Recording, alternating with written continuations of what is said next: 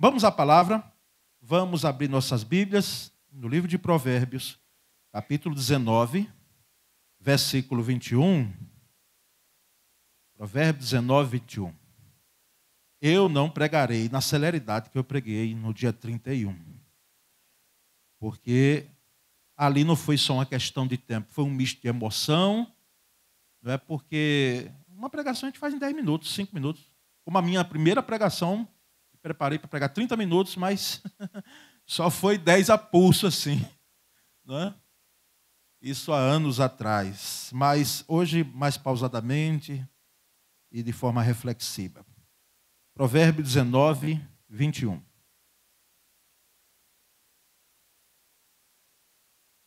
Propósito que prevalece é o tema da mensagem.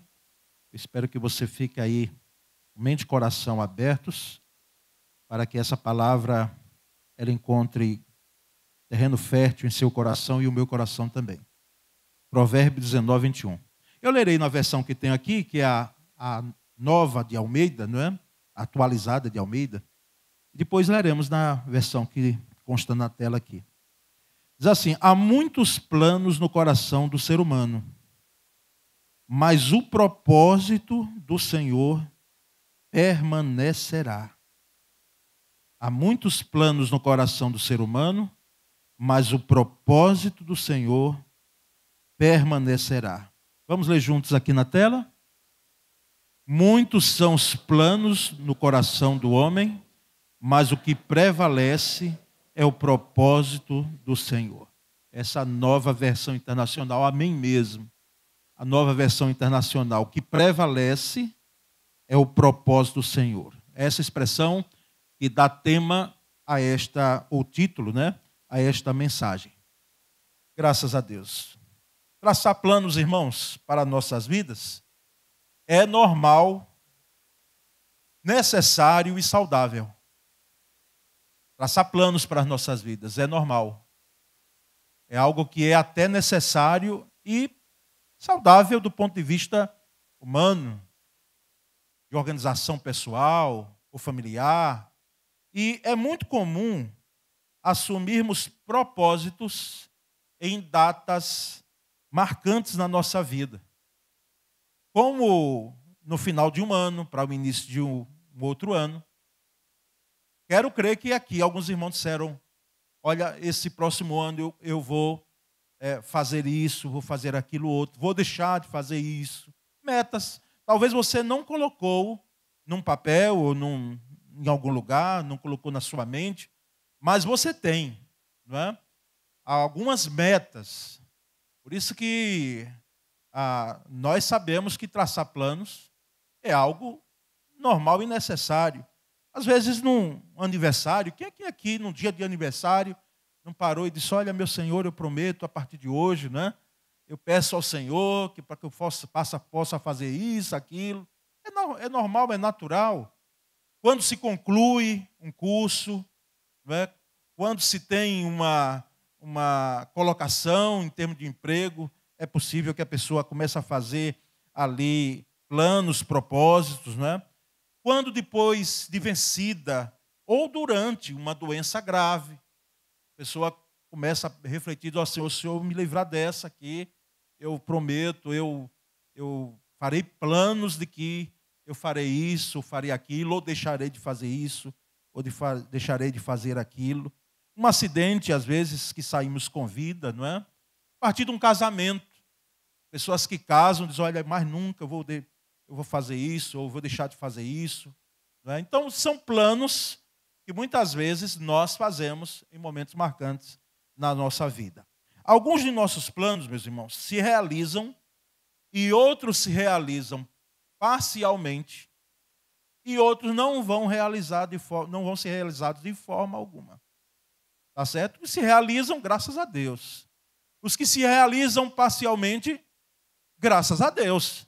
E os que não se realizam, graças a Deus. Só que a gente não entende bem esses não se realizam, não? Porque nós queremos, às vezes, por divina força. Conhece alguém que quando bota alguma coisa, coloca alguma coisa na cabeça, é difícil tirar? Você conhece? Eu conheço. Não é? Alguém que quando coloca ali, só Jesus para tirar. Pode ser que o esposo que está perto da esposa esteja olhando agora de lado. E vice-versa. Porque nós queremos, às vezes, por força. Porque nós pensamos que aquilo que nós queremos é o melhor para nós e não vemos problema algum. Mas só que eles nem sempre vão se realizar.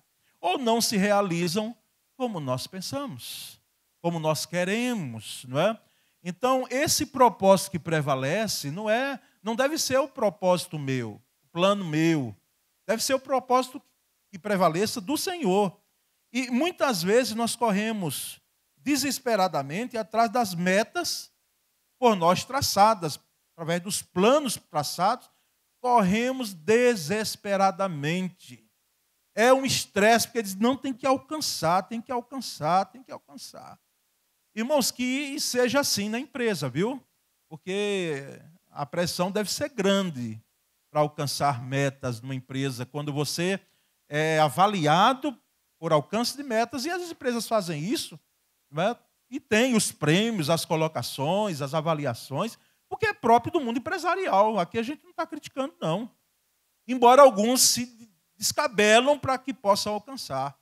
Alguns colocam em xeque até a família, não é? Porque priorizam alcançar essas metas. Alguns colocam em risco até a sua vida. Porque se você trabalha em viagem para lá e para cá, você tem que correr. Não é? Embora hoje, com a informática, que nos ajuda muito. Então, tem gente que desesperadamente corre. Talvez seja o seu caso, meu irmão. Você desesperadamente correr atrás de um plano que você entende que é o melhor para você e que não se realizou ainda. Mas nem sempre, irmãos, alcançamos o sucesso por nós planejado. Graças a Deus, nem sempre nós alcançamos. E não é motivo de lamento, não. Às vezes é motivo de lamento quando você traçou e você ficou de braços cruzados, de pernas cruzadas, numa poltrona, não é? Esperando que essa meta, essa bênção fosse alcançada, assim, caindo do céu, né? Ou com uma oração de ungido de Deus, né? Como às vezes as pessoas nos pedem e nós oramos. Às vezes nem lembramos, irmãos, a realidade é essa, de orar. Porque algumas pessoas pedem, pastor, ora por isso. Irmão, se eu não orar na hora, eu acabo esquecendo. E depois eu fico assim, eu digo, procurando o chão, dizendo, meu Deus. E ela dizendo, senhor, pastor, muito obrigado. Porque o senhor orou. E alcançamos a vitória, né? Graças a Deus, está tudo bem e tal. E aí, como é que você responderia? Dizer, Senhor, me ensina a orar logo. Por isso que tem um irmão entre nós aqui. Eu vou citar o nome dela, porque não é problema. Diácono Isael. Se você falar um negócio na frente dela, como outros irmãos, tá certo? Falou na frente dela, botou lá no grupo de oração, né? Aqui em Quícia, e outros que estão lá. Era hora logo, né, Arnaldo? Ora logo. E vai orando ali os pedacinhos, porque deve ser assim. Agora, nós sabemos, irmãos, que não é por uma oração que se faça que os nossos planos serão alcançados. Não é. Nós precisamos entender muito bem isso. E nem mesmo orar em nome de Jesus, mesmo que e de fato é, o nome sobre todo nome, não significa que você alcançará aquilo que você está colocando em oração, mesmo que você peça em nome de Jesus. Porque até o mesmo Jesus, que é o nosso Senhor, por misericórdia, Ele não vai atender algumas orações nossas. Não vai. E se você puder vir na próxima quinta, nós vamos trazer aqui alguns elementos, alguns fatores, que estão dentro do centro da vontade de Deus, em um livro. E eu peguei e enxertei com a palavra. Mas as perguntas, são 4 perguntas que o Warren Wiersbe faz, né, para quem deseja alcançar planos bem-sucedidos, para quem deseja alcançar metas. Então, na próxima quinta, se Deus permitir, eu estarei aqui compartilhando com os irmãos. Então, nem sempre alcançamos o sucesso planejado. E aí nós perguntamos por quê? Por que é que não alcançamos? Por que é que não chegamos?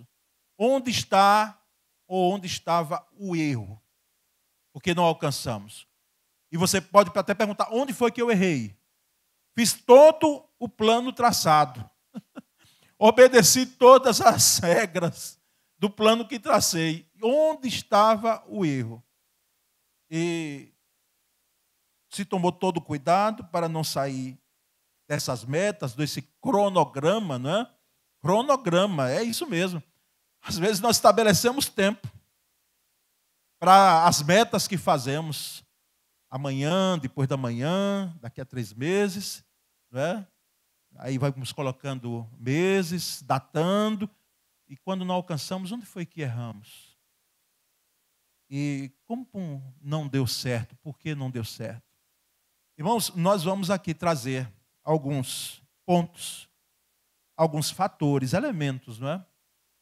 Que vão nos ajudar a não apenas compreendermos, porque compreender é bom, mas a praticarmos ou deixarmos de praticar algumas situações na nossa vida para que o propósito que prevaleça seja o propósito de Deus e não o meu e o seu. Tá certo? E o primeiro desses pontos, desses aspectos, vamos dizer assim, não é como eu costumo chamar, é evite os extremos. Evite os extremos. Estamos cansados de saber que quando você está no extremo, você está muito mais fácil de cair. Ó. Ficar no equilíbrio não é ficar em cima de um muro, é equilíbrio, é bom senso.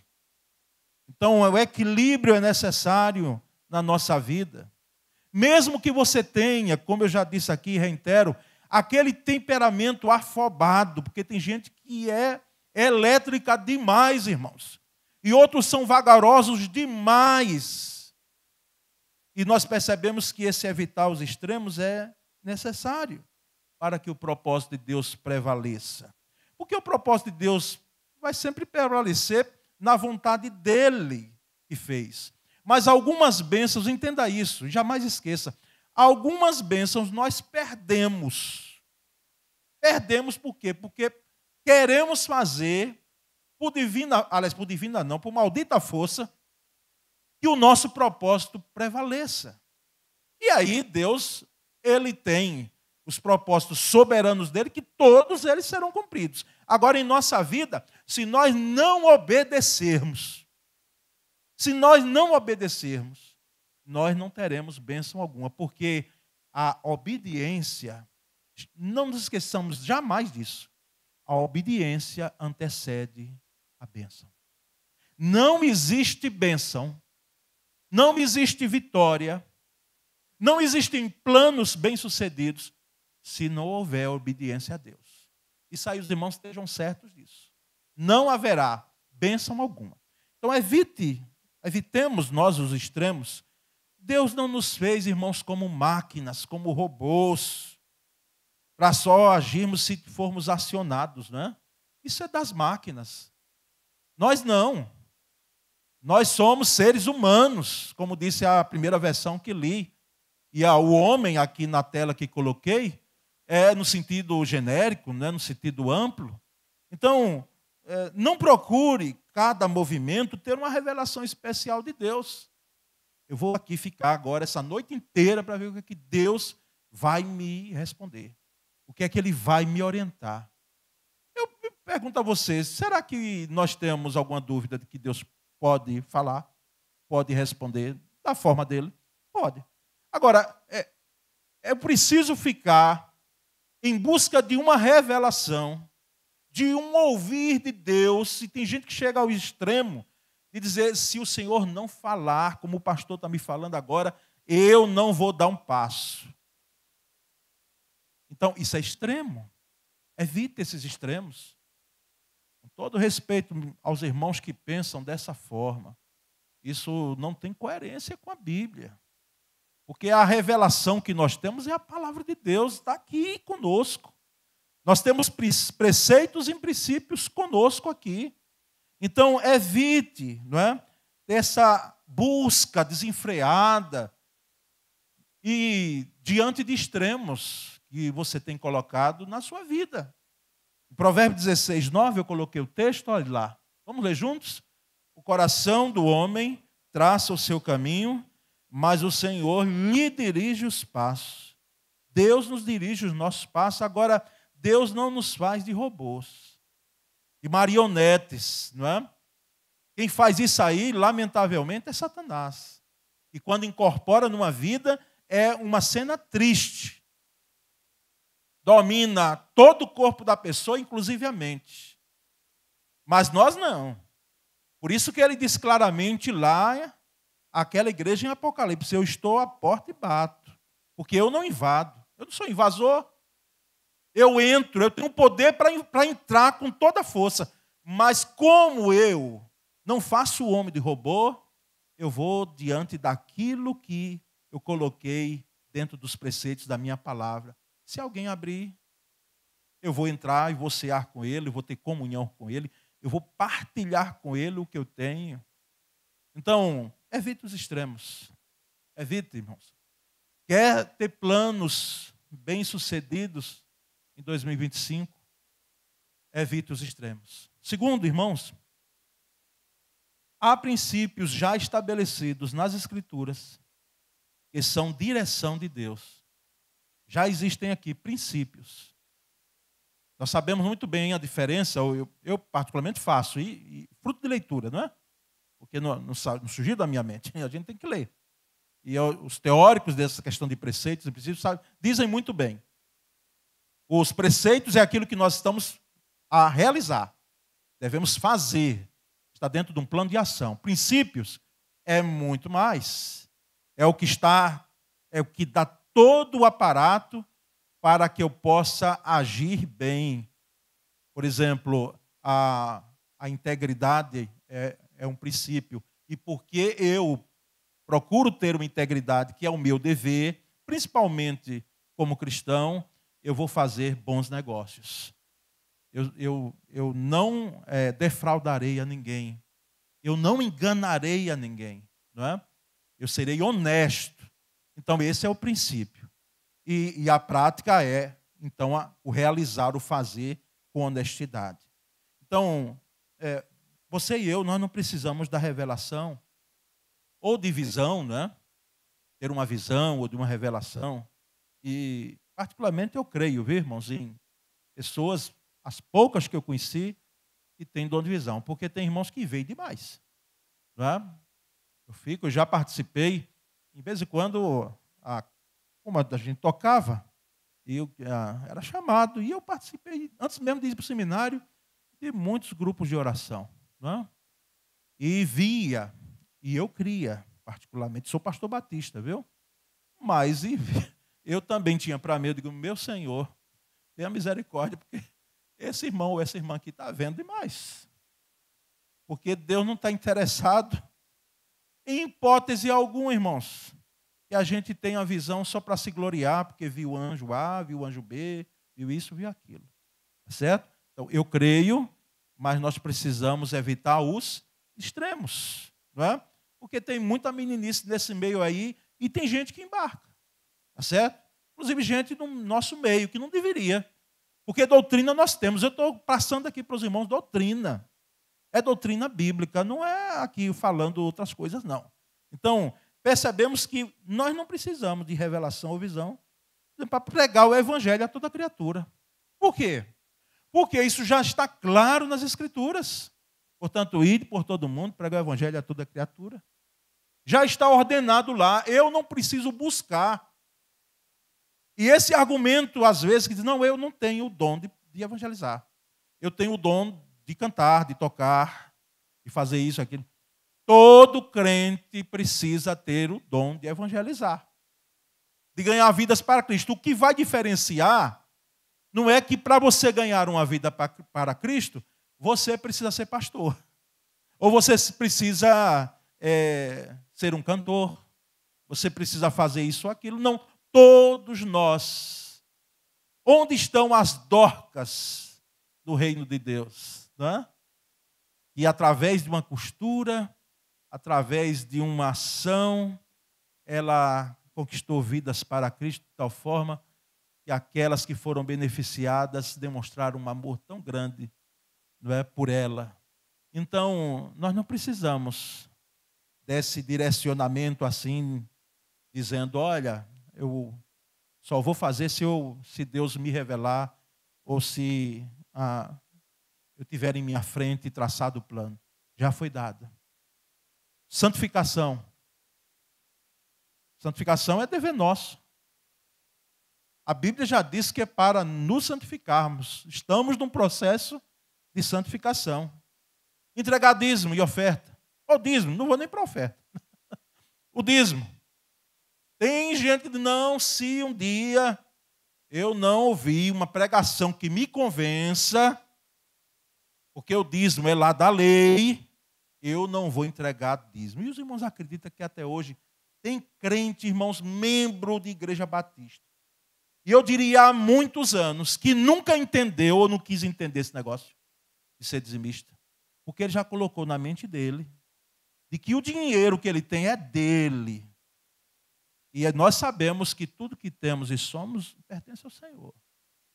Então, e dízimo é anterior à lei e é posterior à lei. E nós sabemos que é a forma que Deus tem colocado para a manutenção da obra. E tem gente que ainda está aguardando. Ainda um direcionamento de Deus, uma grande bênção, quem sabe, para poder entregar o dízimo. Não é? O terceiro fator aqui, um terceiro elemento, não trace planos como se fosse senhor do seu futuro, senhor da sua vida. E Tiago não alisa. O Tiago que não alisa, ele vem e diz claramente aqui aonde nós devemos nos encaixar. Tiago capítulo 4, versículos 13 a 15. Vamos ler juntos? Atendei agora vós que dizeis, hoje ou amanhã iremos para a cidade tal, e lá passaremos um ano, e negociaremos e teremos lucro. Vós não sabeis o que sucederá amanhã, que é a vossa vida, sois apenas como neblina, que aparece por instante e logo se dissipa. Em vez disso, devíeis dizer, se o Senhor quiser, não só viveremos, como também faremos isto ou aquilo. É isso, irmãos. Não devemos traçar planos como se nós fôssemos Senhor da nossa vida. É claro que você não está impedido de você traçar planos. Quem sabe para algo futuro, daqui a 3, 4 anos, 5 anos, né? Onde até você quer chegar, porque as empresas antes trabalhavam com 10 anos, né? Daqui a 10 anos, hoje elas diminuíram 3 anos, aliás, 5 a 3 anos, né? As metas alcançadas. Então, não é o problema de você chegar e dizer, olha, daqui a 5 anos, né, eu quero estar com um imóvel, eu quero estar com, né, com isso, com aquilo, quero estar com, ver os meus filhos casados, né? Quero ver, embalar primeiro neto, a primeira netinha, que sabe, isso não tem problema nenhum. Quero conquistar isso aqui, quero aumentar a minha receita, porque as coisas estão difíceis para pagar as contas. Não há problema, irmãos. O problema está quando nós fazemos isso e pensamos que somos senhores do tempo e da nossa vida. E nós não somos. A nossa vida é muito efêmera, é muito frágil. É muito frágil. Então, não tracemos planos como se fôssemos senhores da nossa vida. Se o Senhor quiser. Não há problema, porque alguns irmãos dizem assim, com fé em Deus, né? Fé em Deus, não vejo, tá bom, exercício de fé, com fé em Deus. Porque às vezes quando se fala assim, se Deus quiser, não. Como se dissesse, não. Exercita a fé, com fé em Deus. Não há problema. A questão é que nós precisamos entender que os nossos planos e a nossa vida, eles pertencem ao Senhor. Por último, creia na soberania de Deus. Vai traçar planos, ou já os traçou, ou tem traçado? Creia que Deus governa soberanamente. Nós não temos por onde correr, irmãos. Eu fico contando as mensagens que Esse é o último aspecto, onde poderia ser o primeiro também. E não há problema algum, porque esse é o ponto fundamental. Nós cremos num Deus que governa o mundo, governa as nações. Por isso que lá o Salmo 46 é tão impactante, não é? Demonstrando claramente o governo de Deus entre as nações e o governo de Deus em nossas vidas. Nós sabemos, irmãos, que isto implica em reconhecermos a soberania de Deus sobre as nossas vidas e sobre o que planejamos. Deus é soberano. É Ele quem governa. E Provérbios 19, 21, esse texto maravilhoso, vamos ler juntos? Muitos são os planos do coração do homem, mas o que prevalece é o propósito do Senhor. É esse que prevalece. Não importa se em seu coração, como diz o texto, tenha 1000 planos. 1000 planos. Não importa. Embora é bom, muito bem, como disse o pensador, se você está sonhando muito alto, que bom, né? Sonhe alto. Mas não esqueça de colocar os alicerces, porque sonho por sonho não se realiza, não. Se você não ralar, é a expressão que eu uso para a Poliana lá em casa, quando ela estava fazendo a academia, né, a faculdade. Minha filha, se não ralar, não vai ter vitória, não vai chegar, não. Então, faça 1000 planos, coloque os tijolos, para que não fique só o sonho, e nem sonhe de maneira equivocada, né? Porque diz que Alexandre o Grande chorou aos 33 anos de idade, antes de falecer, chorou, diz os historiadores dele, né? Porque ele disse, não tem mais nada para eu conquistar. E ele não tinha conquistado, nós sabemos. A parte do Oriente ele não chegou a conquistar. Ele chegou a conquistar boa parte da Europa. E aqui no Ocidente, ele nem sabia que existia. Então, é bom você sonhar e traçar planos, ter esperança. Aliás, é bom colocarmos aqui também a diferença entre sonho e esperança rapidamente. O sonho é bom, a meta é boa, o plano é bom. Mas tenha mais do que sonho, tenha mais do que plano, tenha esperança. Porque a esperança, ela está superior aos planos e aos sonhos. Nenhum sonho, ele subsiste a uma prova, quem sabe, de 14 anos de espera. Como eu já vi aqui também. 14 anos. Teve gente, inclusive, entre nós aqui, que orou um bom tempo para ver o esposo sendo alcançado pela graça de Cristo. Ou um filho, não é? Nós sabemos que sonho não suporta isso. Mas a esperança vai. A esperança permanece. Então, tenha 1000 sonhos, tenha 1000 planos, mas jamais esqueça que o que prevalece é o propósito de Deus e não nosso. O que vai prevalecer é a vontade de Deus para o nosso bem. Para o nosso bem. Porque há momentos que a gente só sabe quando chega lá na frente. Lá na frente, olha para trás e diz, Senhor, de fato, foi um grande livramento eu não ter recebido aquilo que eu queria, que eu almejava. Porque foi um grande livramento. Porque eu não sei como estaria hoje. Eu não sei como estaria hoje. Eu fiquei profundamente aborrecido, irmãos, me permitam um compartilhar pessoal, né? Não é bom que o pastor, o pregador, fale muito dele. Aliás, não fale dele, fale a palavra. Mas eu fiquei profundamente aborrecido. Como é que pode, meu Senhor?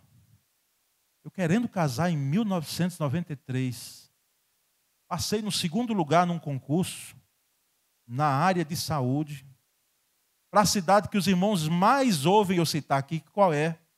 Poço Verde, já sabem. Querendo, noivo de sonho, querendo casar, conquistei, eu sei que era um emprego estadual, mas era o que eu queria. E aí, entreguei toda a papelada, gastei naquela época, em 1994, R$100, Hoje eu acho que é R$1.000, pastor Cláudio, né? Se for fazer aí, daria uns R$1.000 tranquilamente. Quer dizer, um bom dinheiro. Para quem não tinha nada. Né? Tinha um salário, aliás, tinha nada? Não, tinha, irmãos. Tinha um salário mínimo como obreiro aqui. Né? Graças a Deus, tinha. E ainda ensinava, né? Ensinava. Na época não tinha concluído a universidade, então eu ensinava a banca. Ensinava aos meus sobrinhos que os meus irmãos me pagavam muito bem. Obrigado, viu, Fernando? Porque vocês me pagavam muito bem. Coisa boa foi ensinar os meus sobrinhos aos filhos de Fernando e Francisco, né? Que bom, que bênção. Me ajudaram tanto, não é? Porque eu sabia que eles pagavam o dobro do que era uma banca naquele tempo ali. Eles pagavam o dobro. Né? E aí eu falei com o pastor Jabes aqui, pastor Jabes, passei no concurso, já entreguei lá na secretaria de administração, toda a papelada. Disse, então, meu filho, vamos fazer o remanejamento. Diga Socorro, a missionária Socorro, que você vai sair de lá. Você estava ajudando ela naquele período. E você vai a Poço Verde. E aí, empolgado, fui, fiquei, irmãos, tanquei a universidade.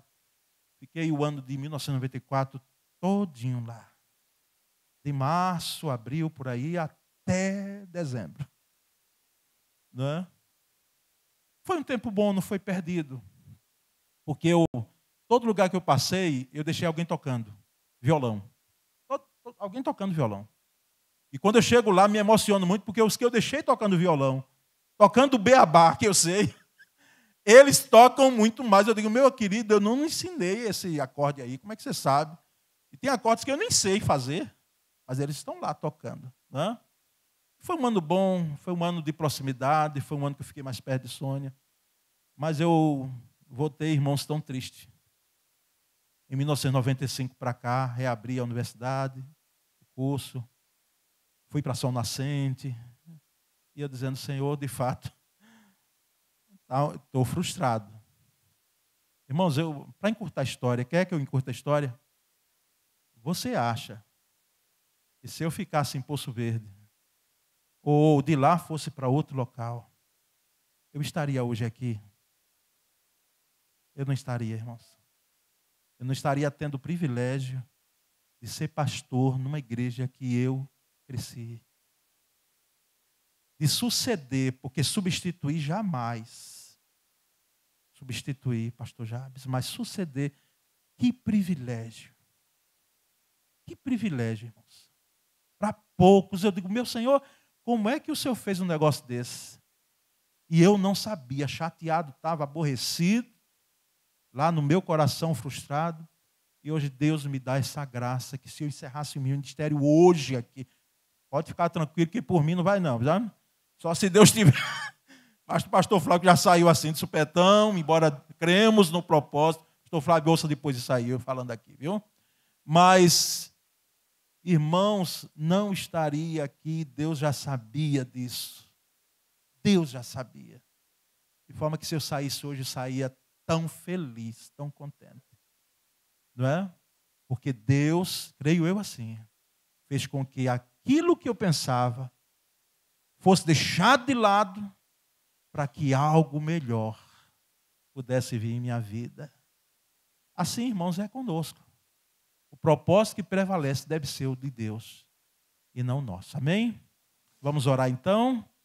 Senhor Deus, oramos depois de uma palavra dessa, porque entendemos claramente e faz com que isso caia em nosso coração como uma semente que venha a produzir. Essa mensagem venha a produzir frutos desta visão, dessa noção, dessa riqueza que são os teus propósitos. Muito obrigado, Senhor, porque a tua palavra é a verdade. Obrigado porque a tua palavra, ela nos coloca no caminho correto. Ela mostra o caminho. Obrigado, Senhor, por tua graça. Obrigado pela tua misericórdia, Senhor, porque sem elas nós não estaríamos aqui. Que amor grande, que graça maravilhosa e que misericórdia que se estende de geração a geração, Senhor. Oh Deus, muito obrigado. Nós oramos em nome de Jesus. Amém.